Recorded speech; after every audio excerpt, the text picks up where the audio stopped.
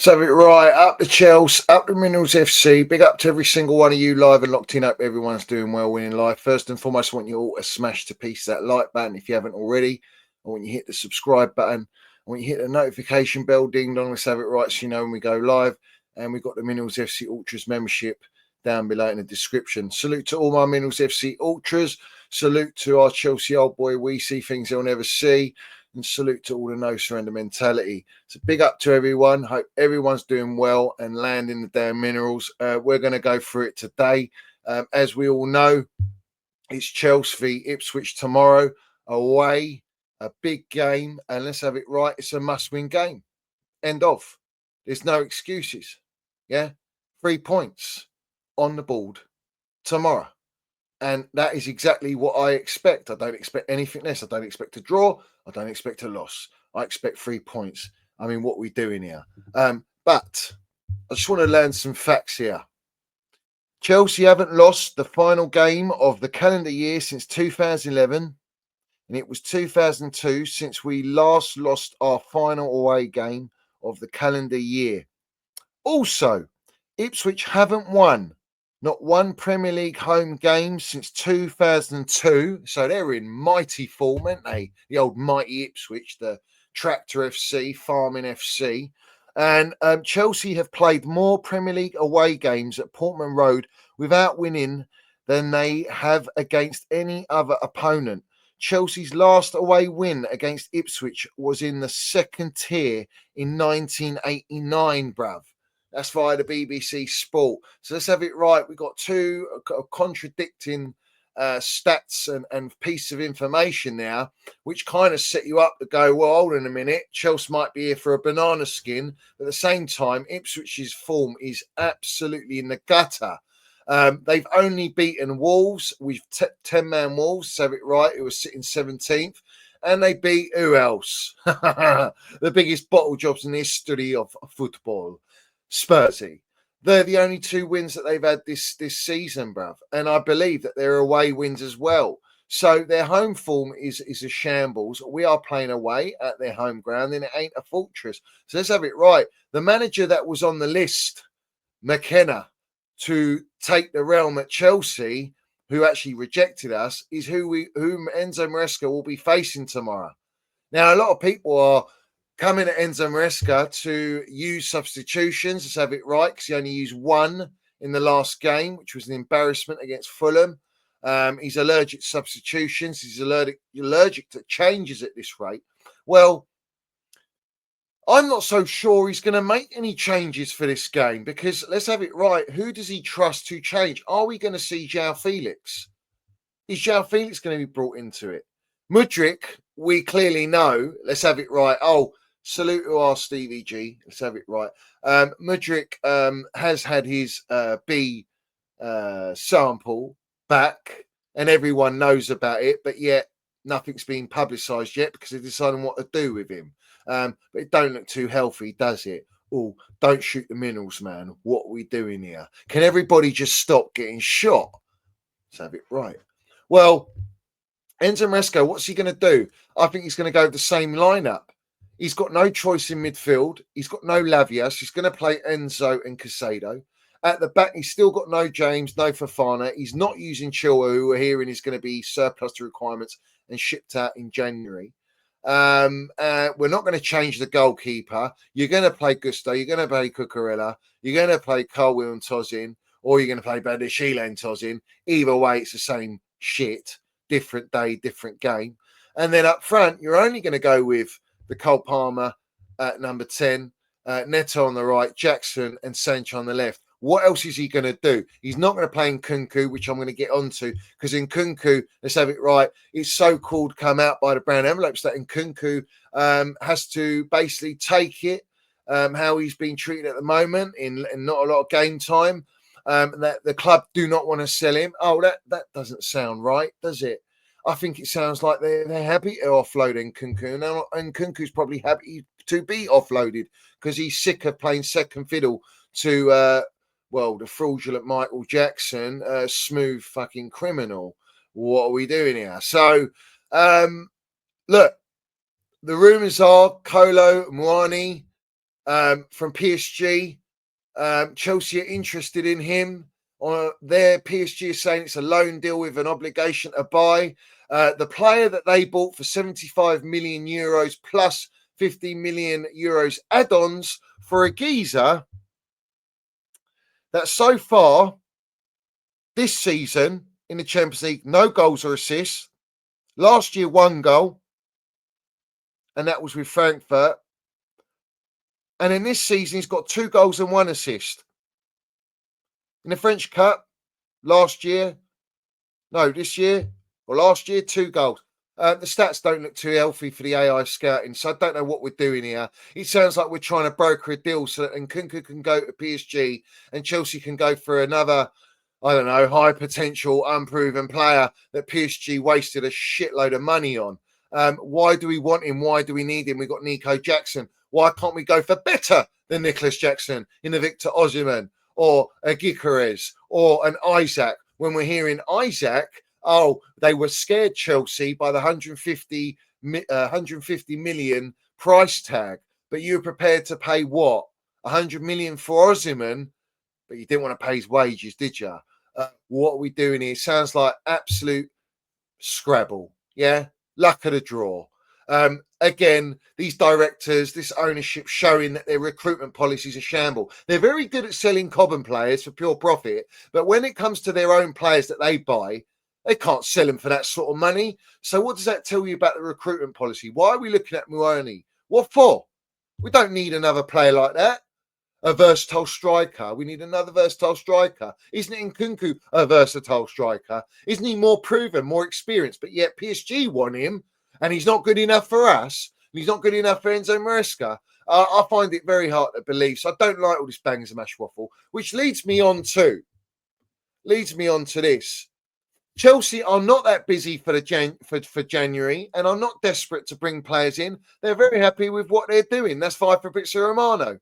So we're hearing now from Fabrizio Romano, long way from Starbucks, long way from that super glamour, isn't he? The brown envelope kingpin. What we're hearing, if they sell Chilwell, if they sell Vale, if they sell Nkunku, then it could be a different situation. And wedding Drewsbury Weddinall, by the way. The guy that is Enzo Maresca's guy from Leicester, the guy that apparently he wanted, or maybe he doesn't want him, doesn't even feature in the team sheet for Premier League games, doesn't even get on the bench, never used, hardly. We're talking about him going on a loan. Well, what's the point in that signing? Maybe Wedding Hall's honeymoon period at Chelsea, which was maybe a deal that was brokered to bring Enzo Maresca to Chelsea and to help Leicester out with some cash in the pocket. I don't know what it sounds like, but it sounds very, very suspicious. Maybe Wedding Hall's honeymoon's over at Chelsea and he's looking to go and find his new missus to get married to. But we don't know where that's going to be. But that's another piece of business that you think, what is the point? What are we doing here? And yet we're so-called crying out for depth in the midfield. Maybe Wedding Hall's just not that guy, man. Maybe he's not the ticket. Maybe he isn't serving the Dom Perignon, bruv. Yeah? Maybe it's just some cider. No disrespect to cider, but, if you're at a wedding, you want something a bit more posher. Champagne for me, Dom Perignon, it doesn't go well with me. It doesn't sit right with me. A bit like little wheezy. It makes my belly ache, makes my belly hurt. It's just the way it is. But I don't know. It all sounds like a shambles to me. So we are in for players, we're hearing, but then we're hearing from the Pathetic and Fabrizio Romano that we're not looking to recruit in January. So which one is it, you flip-flopping brown envelopes? Sounds to me like they're still not sure what they're doing and where they're going. And does Enzo Maresca have any say on what players? Because at the moment, I don't think you can demand and put pressure on Enzo Maresca to make any changes, because if he does make any changes for the Ipswich game, I think it's a huge risk. I think it's a massive risk. And is it a risk Enzo Maresca wants to take? Considering that the bin dippers run by the slot machine, who is pulling out jackpots every single Premier League game where he's bagging 3 points, yeah, and Salah's on fire. Everyone's on fire at Liverpool, yeah. They're loving life. You got Nottingham Forest, who are sitting second now in the table. What are we doing here? Are they in a title race like Chelsea in the title race? oh, but we're not in a title race. Does that mean Nottingham Forest are not in a title race? Does that not tell you how much of a shambles this year's campaign in the Premier League has been? How the levels in football have just capitulated. All right. And what about Manchester City and Pep Guardiola getting a standing ovation by supporters, loving him, supporting him, their greatest manager ever in the history of Man City's entire existence? Yeah. What he has done, what he's achieved. He's got his backbone out. He's got his Ballon d'Or player out. He's been losing back-to-back games, Champions League, Cup games, Premier League games. And how the fuck is Manchester City still only 4 points behind us, where we're sitting third? I told you lot. Whether we win tomorrow or not, Man City are there. Do not sleep on Manchester City. That was a big win for them today against Leicester. And they will go on a run. And when the January window opens, they're going to be up there. Arsenal, they've got a game to come. They're going to go on a run. So, like I say right now, it is an absolute must-win for Chelsea to beat Ipswich. And it's non-negotiable. There is no excuses to not beat this team who have got no form. They've got no quality. And we have got enough in our locker, whether we're leggy and tired by playing one game a week in the Premier League, because all our other players are playing in the B team and C team Conference League and Carabao Cups that we sacrificed for a Premier League game. There's no excuses. So we have to go and win. End of. And what's everyone going to say if we don't win or if we draw? And even if we do win, what does it prove? Fuck all. There's no benchmark. There's no standards to this win. This should be just a standard procedure. Win. 3 points. Move on. Next game. And who's our next game? Crystal Palace. Away. And funny enough, we're talking about the shambolic defence we got. How about Trev Chalobah landing the fucking minerals, yeah? Our Cobham boy, Trev Baresi Chalobah, the player that should be in our squad, should be pairing with Colwill, should be playing, can play right back, can play right centre back, can play centre back, can even play DM. Versatility, yeah? Proven, played Club World Cup. He's played Super Cup. He's played Champions League football. He's been under Thomas Tuchel. Loved him, bruv, yeah? Cried on scoring his debut goal, yeah? Loves his football club. Had been exiled from pre-season while they brought Sterling and Broha, who were surplus to requirements anyway. Makes sense of it. I don't forget these things. Trev Chalobah should be at Chelsea Football Club, and he is performing at Crystal Palace. That's our next game at Crystal Palace. A very tough game, and then getting results.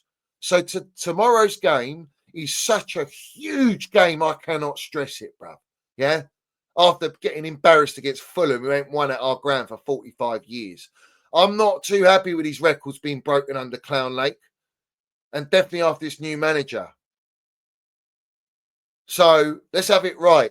Apparently, we've got an amazing squad. Apparently, the recruitment's been exceptional. Well, let's see. Let's see. I don't trust these clowns to spend any more money. I don't trust them anymore. I've lost all trust in these lot. Yeah?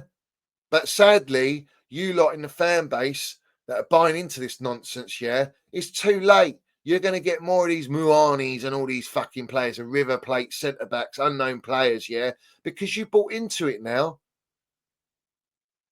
Do we need these players, or do we need experience? And do we need some sort of level, some calibre, bruv, yeah, of Champions League level experience if we want to be in the Champions League? Winners. Some captains, some leaders, because that's what we're lacking in this squad. And the longer this season goes, tomorrow night will be literally halfway through the season. And Liverpool, they're bagging the points with still a game in hand. They're flying, bruv. They're absolutely flying. So let's have it right. Put all your comments down below. Smash that like button. I want every single one of you to smash that like button. And before we do that, Nottingham Forest and Liverpool, phase one. Yeah? Phase one. We're phase 3 in our project. Yeah? And what are we doing here? Nottingham Forest. Where's the trust, the process and long-term plan for Nottingham Forest? Where is it for Liverpool? Or is it just giddy, giddy, go? Yeah. I'll tell you what, all you brown envelopes, all you toxic positivity merch should be locked up, bruv, in Pelican Bay, bruv. Yeah. You understand me? Fucking embarrassment. Long way from Starbucks. You're a long way from that Supercrema. And I find it hilarious, bruv. Also, Chelsea are not actively pushing to loan Mark Gui. Well, let's see in January where Mark Gui goes. Jody Morris, respect to him, saying exactly what I'm saying. Casado's played better than Cole Palmer this year. I'm telling you, he's better than Cole Palmer at Chelsea. If you're talking team of the season, who has played better than Moises Caicedo? And he's not wrong. He's our most important player. He is the player, bruv. Yeah. But listen, it looks like everyone's trying to profit, and the fans will tell you they need a new goalkeeper. But Chelsea have full faith in Robert Sanchez as their number one and Philip Jorgensen as their number two. That's Kieran Gill, who seems to be doing his rounds with the PR for Chelsea and Clown Lake. You know what I'm saying? So it is what it is. It's all there to be seen. We've landed it. We've smashed it. It's a must win. Bring me them 3 points, Chelsea. And I'll be back tomorrow with the review after the game. I want you all put your comments down below. Salute to our Don Roman. Salute to no surrender mentality. Let's have it right, because that's what we are, and we say it as it is. If you've missed my stream with Eunice and Stevie G, they are down below as you go down my page on YouTube. And respect to everyone supporting the channel. It's very important. And please smash the like button. And as always, well, needs no introduction, does it? These are the standards at Chelsea.